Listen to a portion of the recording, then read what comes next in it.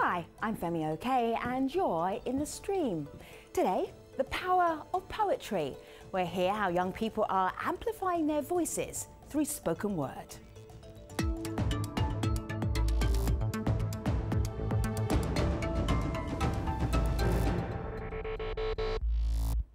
So Malika Bilal has a spoken poet in her family, so I'm expecting to hear some poetry from Malika Bilal. Digital producer. I am not as good, but thank you. Oh, okay. Yeah, well, our community is, though. They all have a way with words, and so some of the tweets we got were definitely in poem form. Nice. Just not instantly recognizable always. Okay. But we also got video commenters who did have a melodic way of speaking. This is Corey, and I want you to have a listen to why he thinks slam poetry is effective.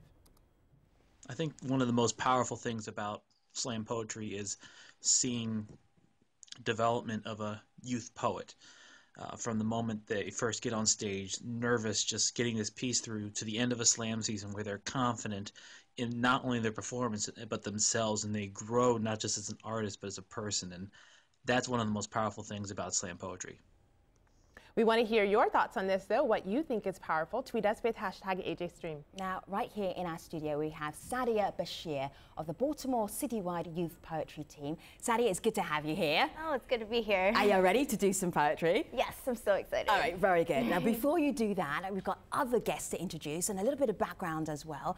So, fueled by a love of language and self-expression, slam poets and spoken word artists have long inspired audiences to voice their own personal truths. Right now, young poets from around the globe are getting ready for what's being called the world's biggest youth poetry competition, the Brave New Voices International Youth Poetry Slam Festival, or BNV for short. Have a listen to some of the artists from last year's event.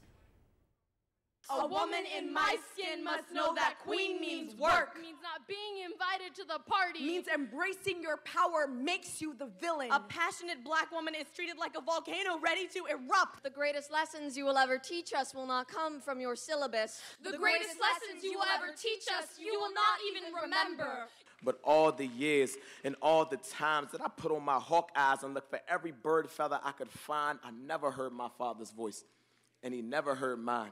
World, African people are the respirator that your lungs daily hold on to. We are royalty. Why do you think we keep calling you to our aid? This is for the African kings and queens. Your bloodline is inexhaustible. Your beauty, infinite. Today we're going to meet some of the poets who are taking part in this year's competition. In Philadelphia, Lee Makobe, you just saw Lee just there. Lee is founder of the South African poetry team Vocal Revolutionaries. In Dublin, we have Melissa Kavanagh and Ryan Mangan. They are co-captains of Ireland's National Slam Poetry Team. And in San Francisco, Hadali Davis is executive producer of the Brave New Voices International Poetry Slam Festival. So great to have you here, everybody. Do feel free to break into verse anytime. Lee, great to have you here as well, everybody. So, Sadia. Yes. When did you know you were a poet? That's a poetic question. It is? Thank you. I'm not sure. I'm not sure if poets ever really know. At least for me, if I ever really knew I was a poet, I just knew that I had something that I needed to be told, and I needed a way to be able to tell what it is that I wanted to express. So for me, it never really was like, oh, you're a poet, you're a writer. I just had to write something down, and I had to find a way to really express it. So I still don't know if I'm a poet. Right. Lee, do you think in poetry? Is poetry going around in your head all of the time? Oh, I wish I thought of poetry all the time. I feel like that would be a beautiful way to think about life. But I think most of the time, everyone besides poets think in poetic form. I feel like everyday language is beautiful within itself, and that's poetry enough. Sure. And we were all kind of poetic in our existence, so yeah. What were the last bits of poetry that went through your head that you'd like to share with us right now? The last bits? Yeah. Oh, I was thinking, so I was looking at myself and I was like, I feel like I look like beautiful today, and I feel like that kind of self-affirmation is like necessary in the world right now, especially being in America from Africa and seeing what's happening in the world. I was like, I think I should tell myself I look beautiful and stick with that, and that's poetry. Wow, I'm doing poetry more than I think.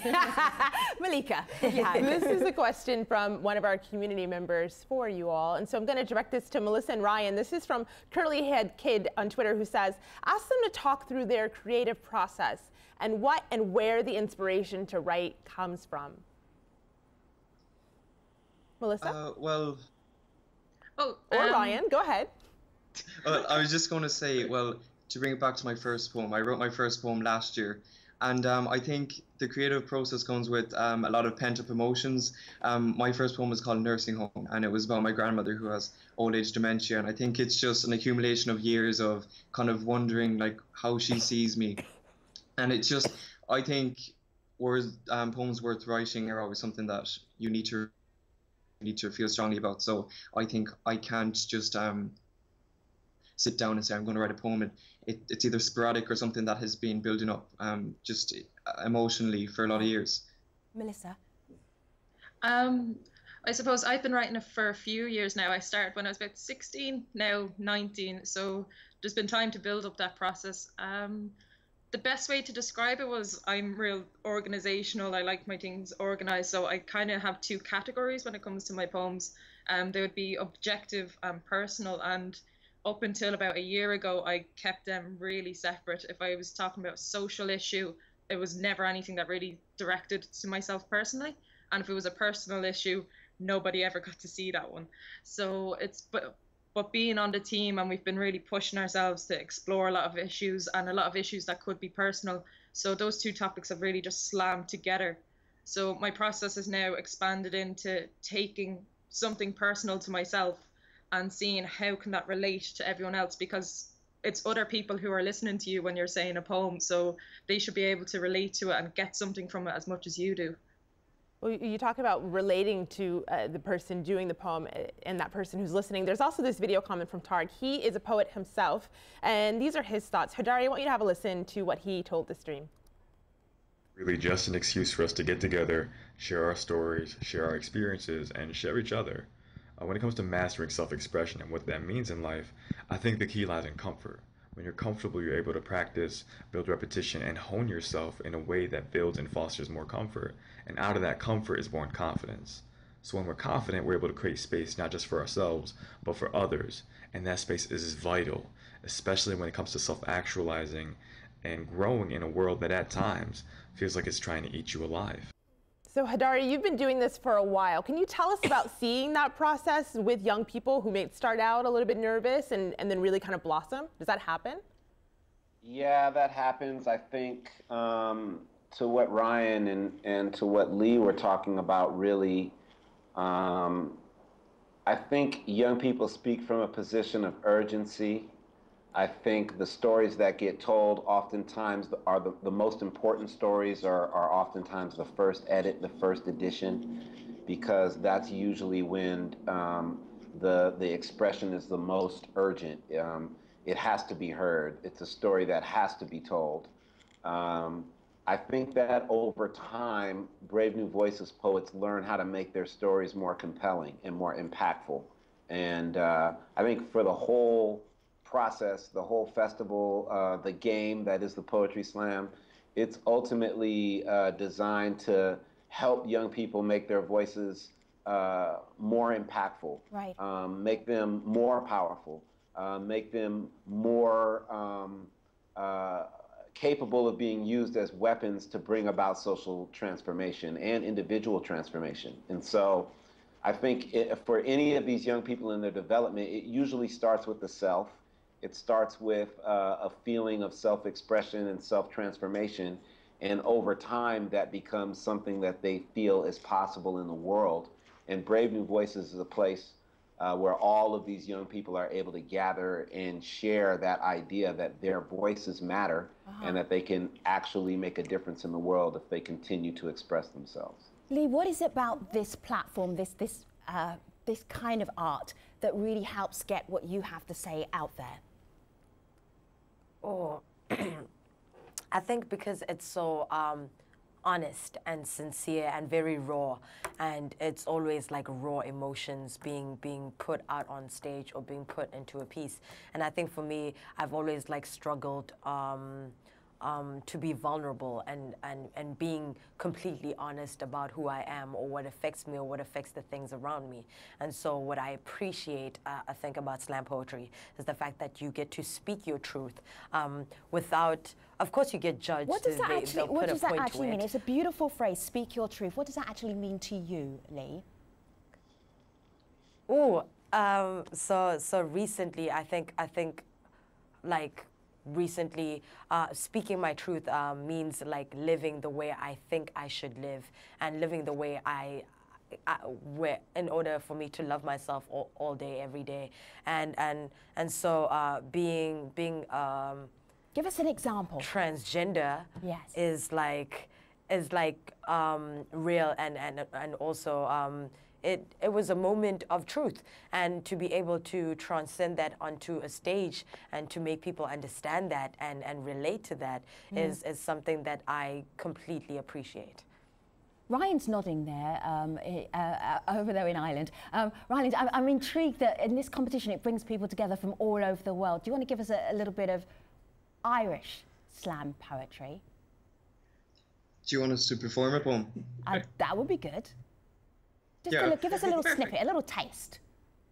We can do the first verse. Yeah.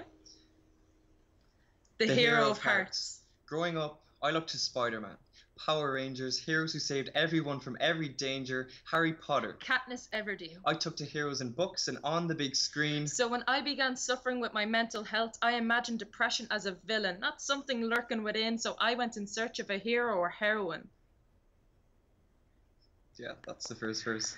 We had a little piece prepared in case you asked. Ah, I like the fact that you were ready for that. Malika. And it was beautiful, you speaking your truth. And so I'm picking up on that theme throughout what all of you are saying. Here's some truths from online. This is a tweet from Her Royal Bano, who says, what spoken word should cover our gender inequality, violence against women. We need creative approaches to combating this. There's another tweet from Nafor who says there's a need to address race-related issues. Poets need to speak against racial supremacy. This is one idea. And Sadia, these are things they think should be in spoken word. I know that these are things that you also deal with in your own pieces. Yes, definitely. It's funny, somebody has always told me that I was a triple threat because I'm a female, I'm black, and I'm Muslim. And so it's kind of like, you kind of have 3 strikes against you, you know? And so I think a lot of people try to pin, especially people who are poets, in a victim category.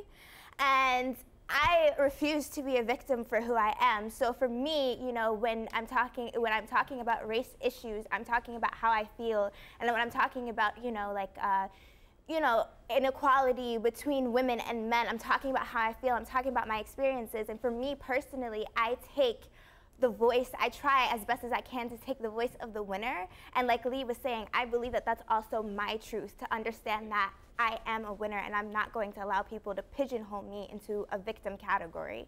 You said that something really interesting, that people see poets as victims. Is it because poets write about a lot of sad things? I think it's just because poets possess a vulnerability that a lot of people are afraid to kind of dive into. And so a lot of times when people see people as vulnerable, they see them as sad people or victims and different things like that, when really poetry, especially spoken word poetry, allows people to be at their most vulnerable but at their most powerful at the same time. I was looking at a TEDx talk by Mark Smith, and he is known as the father of slam poetry, founded in Chicago back in 1984. And Mark did a little TEDx talk a couple of years ago, and he said, I can't believe that slam poetry is still controversial. These are the things that I'm still hearing. It's the death of art. It's a kind of karaoke of the written word. Slams are abominations that are crude and extremely revolting. Melissa, Ryan, discuss.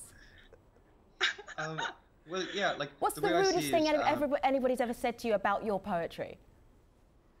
I suppose, given some of the topics that we cover, we've been told that they're too explicit. that they are crude and stuff. We've done national interviews and stuff here in Ireland, and we've been asked, oh, will you do a poem for us? And we're like, yeah, sure, we've loads prepared. And they're like, oh, make sure it's safe for kids to see.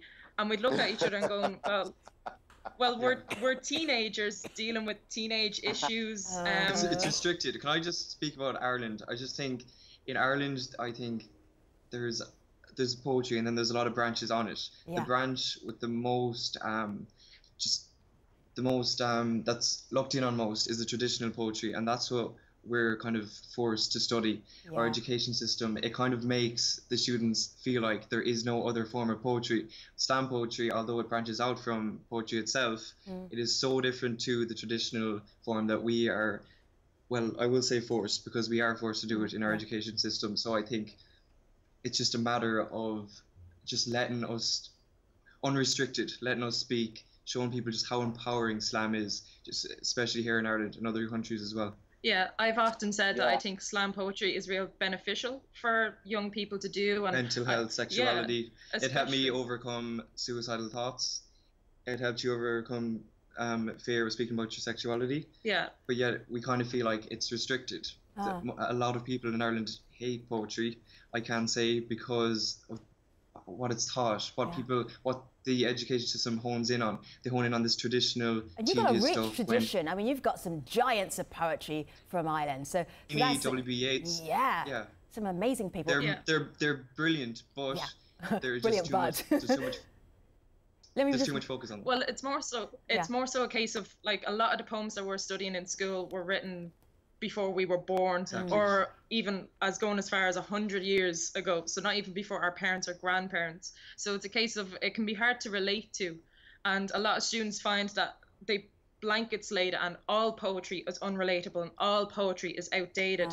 So when you present something to them like slam poetry and you're saying it's people our age who are writing this stuff, it's people our age on that stage, it generates more of an interest. Melissa, I'm so glad you said that. I'm glad that you actually even brought up this topic of what it's like in the educational system versus what slam poetry is like. This is Ridwan on Twitter. He says, poetry is very dead, and it's a bit unattractive at this point in time, coupled with the low standard of education in my country. And our teachers make us see poetry as something very, very abstract. So Lee, what do you say when people say poetry is dead? Wow. Well, I understand. I think.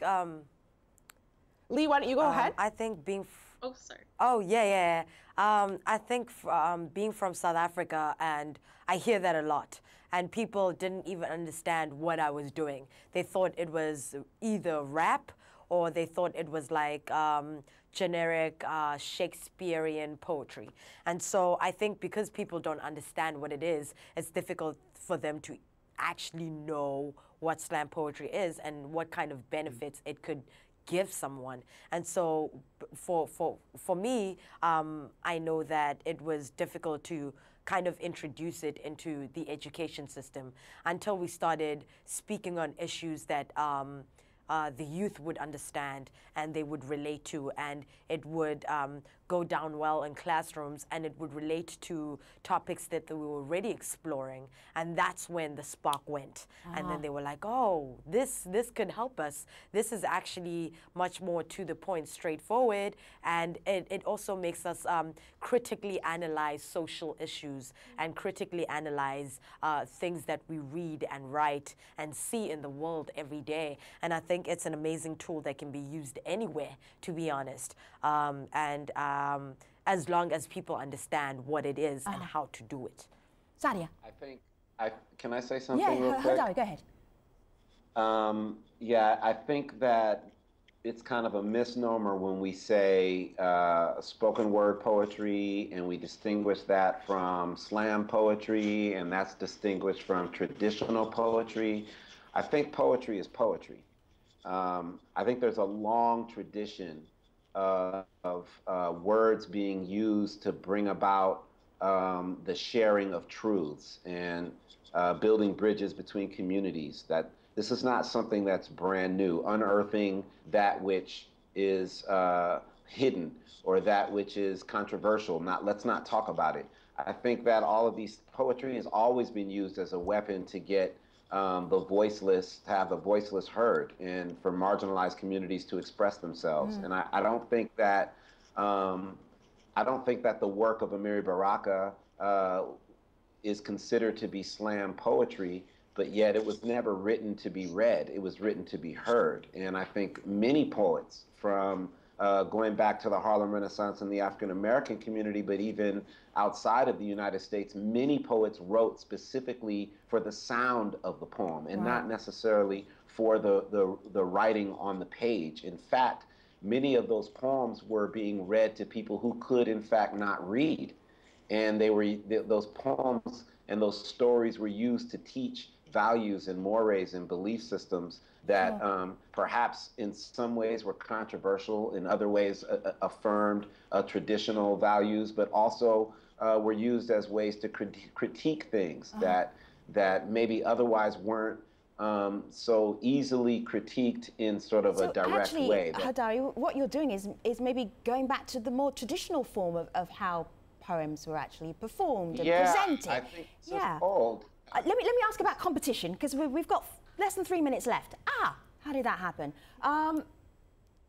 Sadia, you have a coach. Yes, I do. What does your coach teach you? My coach, okay, so Baltimore City Youth Poetry team, our adult poetry team actually becomes our mentors, and then in a way we kind of flip it, so they become we become their mentors when they're doing slams and different things like that. So it's kind of like a mutual agreement and a mutual understanding. And so like one of the things one of my mentors, Devlin Waddell, always used to ask for was like, where's the truth? And I used to be like, well, what do you mean by that? I just gave you this lofty poem about how I'm going to save the world one day. And he was like, no, where's the truth? And that's really, you know, being on that team really taught me what it meant to be vulnerable in a poem. So what is it that you would do? You'd write your poem, you perform your poem in front of your coach, and he doesn't believe it's authentic. So what do you do then? So we kind of have it kind of community style. Yeah. And so everybody has a little bit of input here and there or whatever, and we, you know, we discuss it. In fact, we have like a poem about poems, kind of, and we just go back and forth and we kind of discuss, okay, what can you put in? What can you take out? What can make this feel a little bit better, especially when it comes to like slam poetry or spoken word, working on the performance aspect. All right. Your coach will no doubt watch this show, so I'm going to tell you to go over there and get ready. Okay. All right. So we're going to hear from you at the end of the show. So you go over there, get ready. Okay. Just get in, find the truth, Sadia, find the truth. I'm coaching her as we're doing this. Malika, what do you have? Well, how are people responding to the show? Well, they're really loving these words. There's a lot of very congratulatory tweets we're seeing. This is Guante, though, which kind of sums up what a lot of people are talking about. Guante says, the resurgence of poetry in the last few years is largely thanks to slam culture and social media, and it's beautiful and it's important. Right. Lee gave us a very short, beautiful poem, and now we're going to hear Sadia Bashir. She is playing us out, speaking us out. What's the name of your poem? The one about patience. All right. Thank you very much. I hope you enjoyed today's edition of The Stream, where we see you online at stream.aljazeera.com. Here's Sadia Bashir. Last night I had a dream that Anne Frank came to me guarded by an army of pencils and notebooks. She told me, when you write every moment of your life. You'll never know when it might be your last, and never forget the bad moments either. Because when your greatness is there for all to see, the people should know, no matter who you are, life is never easy. A girl by the name of Malala Yousafzai appeared before me. She said, we are the same age and of the same spirit. We may both be wild horses who will never be tamed. Our difference is the education that I almost died for, you are granted every day. So when your time comes, teach the people. And when they try to put that gun to your head, let them know that they can kill your body, but they can never kill your words. They can never kill the ones who look up to you. They can never kill who you are and the minds you've touched. If you succeed in these tasks we've given you, even when you do leave this world, you will remain immortal. Wake up. Your time is now. Thank you. Yes! Thank you so much.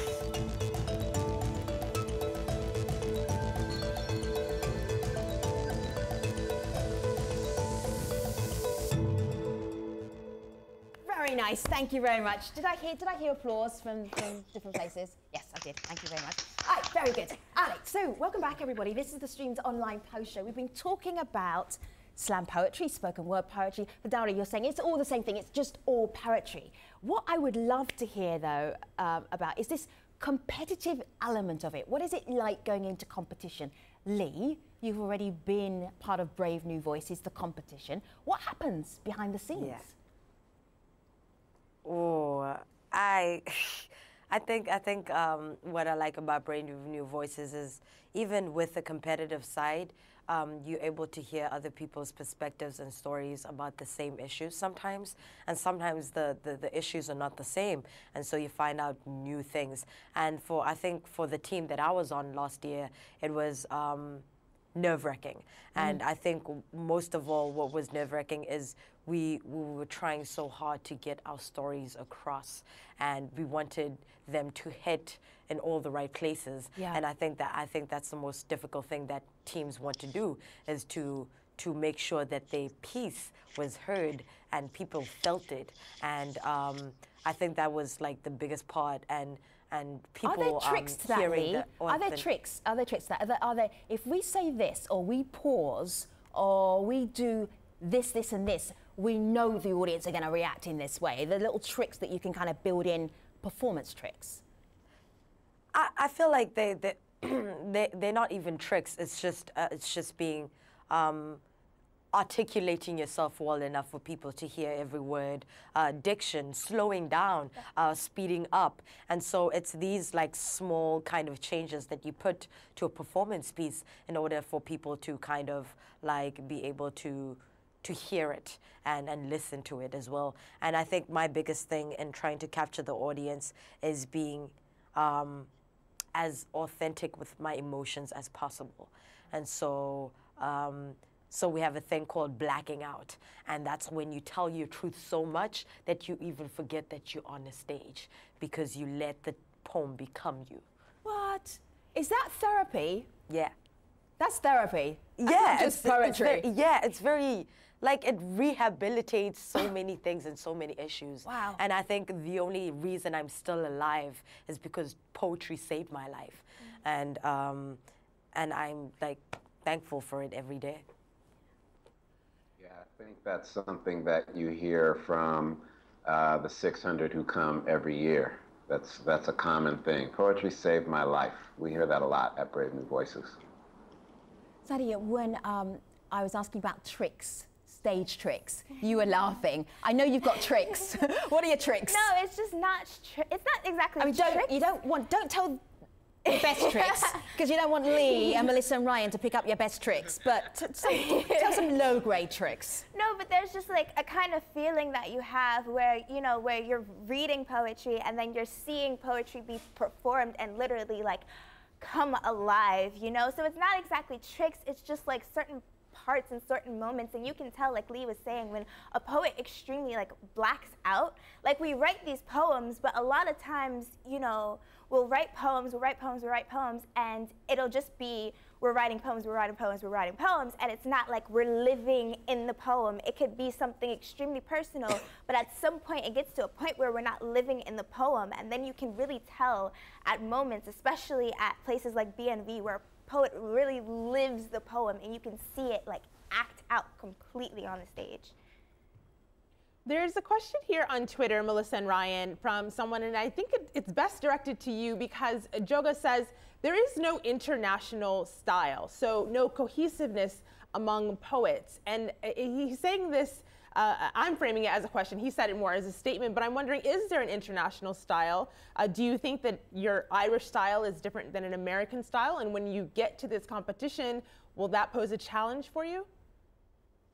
Yeah, I think kind of just like every culture from every country is different. Like you kind of ingrain your culture in your poetry. Well, we do anyway. So I think because our culture is different, our poetry is going to be different. That's what I think. Yeah, it's almost like being like a musician, for example. There's all different styles of music. You could be R&B, you could be rock, hip hop, rap. Even those three, hip hop, rap, and R&B, which would be so similar. Yet there's different artists, there's completely different styles.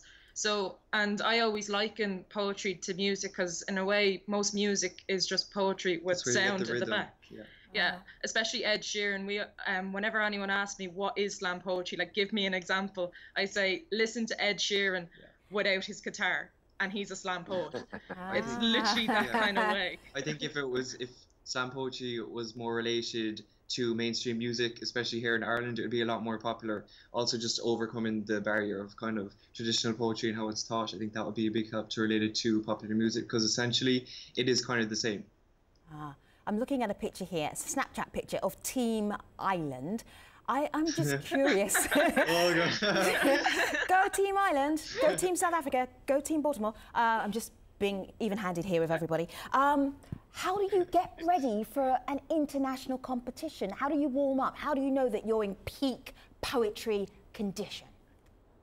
Well, I suppose we kind of went through, definitely not as big as Brave New Voices, but in Ireland, Stephen Murray, he's kind of causing a movement with slam poetry.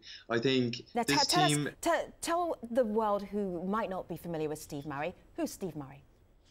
Stephen Murray, do you want to explain? Stephen Murray is the wild rover of Ireland when it comes to slam poetry. He basically goes from school to school all over the country doing slam workshops with kids aged 13 to 19, so the Brave New Voices age group.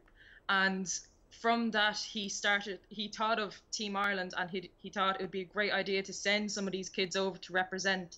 So he set up an all-national competition. There was 6,000 entries into it, which that's big here. Yeah, that's a lot of people.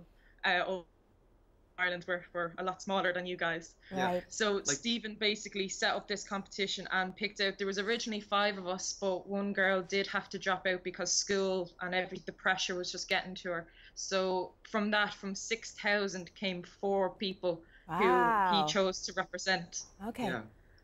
Hodari, there's a tweet here, and I'm smiling as I look at it because it's exactly what the stream team was talking about before we entered into this show in our pre-show meeting. This is Murimi, and he says, I am a spoken word artist from Kenya, and I think that artists should also tone down on the serious themes and have fun. So as we were listening to some of the pieces from last year and previous years, many of them are pretty heavy, and you heard Lee earlier say that this is therapy to him. So is fun, does that have a place? Yeah, I mean, and I think adults tend to focus a lot on the poems that are crises, the poems that seem very deep, or they make the poet appear more mature than their age. But we get great poems about video games, and we get super fun poems about obscure teenage, very coming-of-age stories that really have nothing to do with police brutality or gender equity. I think it's the diversity of the poetry that we receive. You asked a question earlier about tricks, and I would think that the only real trick that I see is kind of the playing with emotion. This idea that you don't want the event to be too sad. So oftentimes the poem that follows a sad poem is a happy poem.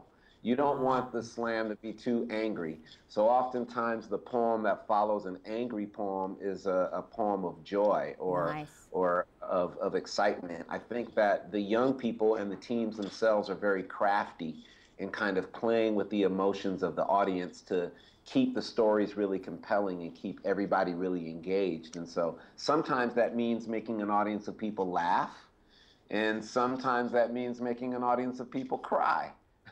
And it just depends on the storyteller and kind of the circumstance and nuance of the time as to when you kind of get those fun stories relative to those stories that tend to be a little more deep. I mean, I think for us, we're looking for impactful, serious stories that can change. Hodari, hold on a minute, because I want to ask you what you're looking for at the end. Because when you were chatting, Sadie was like, "Yes, yes." Go on, I remember watching Brave New Voices when it was on HBO, and the #1 poem that made me want to go to Brave New Voices was, I would never forget this poem. New York had a poem about childhood, and they were talking about like like childhood games that you used to play, and it was just like a amazingly feel-good poem to the point where like no matter how old you were, you felt so nostalgic about your childhood. And I remember, you know, they interviewed one of the coaches, and she was like, there has to be something that at the end of the day makes you feel good. And that's one of the poems that really stuck with me with Brave New Voices. And I was like, I have to go there. Like, I have to see those types of things. I need to look up that poem. Because I was looking at some of your poems, y'all. And they are heavy poems. But then as we were talking about fun, Lee's face was like, yes, fun. I know about that. And that's what Lee's face was doing. So Lee, when you're writing upbeat stuff, can you share some of that? Yeah, that kind of motivation, that inspiration. How do you get to that happy place? I think it's things that make you smile and things that like brighten up your day. So I feel like happy poems could, like it's sometimes much more difficult to write happy poems when you exist in a body that is constantly like in trauma or experiencing PTSD. But like, I still have fun. I might just write a poem about how many flavors of ice cream I eat each day and how that consists of my diet. Now, did you actually write that poem? Are you just teasing us with that poem? Did you write that poem? No, I'm saying I probably should. You should. But I've written. I agree with you. Yeah, I've written poems. I think the happiest thing I've written about is love, because love is like teenage love is so beautiful and just like fun and just like everyone like experienced it at some point. All right, so I'm going to hopefully I've inspired you to go off and write some happy, feel-good poems. We're going to wrap up now. Hadari, it would be nice to know what you're looking for. I mean, some people are watching this thinking, how do you score poems, poetry, performance? How do you score it? That's impossible. That's impossible. How do you win? You can't score poems. Yeah. That's not what we do. I don't think that the Poetry Slam is about the quality of a poem. It's much more about the quality of a performance. And it's about the circumstance of when that poem hits.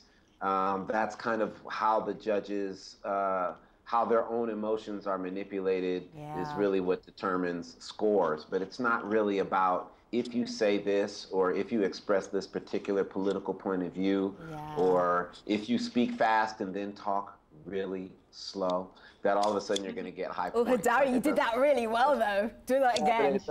It doesn't work like that. I feel like some judges are sitting in that position and they want to hear something impactful, something that moves them, and they want to see that the poet is moved. Some people just want to be entertained. And if they're entertained, they give it a 10. Some people, a poem strikes a chord in their heart and makes them one way or another kind of move in their seat. And that could be something from a poem about my grandmother who has Alzheimer's, or that could be a poem about Freddie Gray and police violence in the United States of America. Like whatever kind of moves that person to kind of shift how they feel in that moment, then they give that poem a high score. So it depends on the mood of the judges. Totally. So it's arbitrary. Yeah. And it's not sorry, Melissa and Ryan and Lee and Sadia. I was trying to help you out there. I was trying to get you some little behind-the-scenes help. All right, we're going to wrap it up. Malika, what do you have? Well, I started the show by telling you that people in our community are poets themselves and sending us pretty poetic tweets. So this is from Toby. I'll share it. Politics, he writes, robbery, bribery, corruption, murder. The victim cried, but no one heard her. Hashtag spoken word. Did you hear that?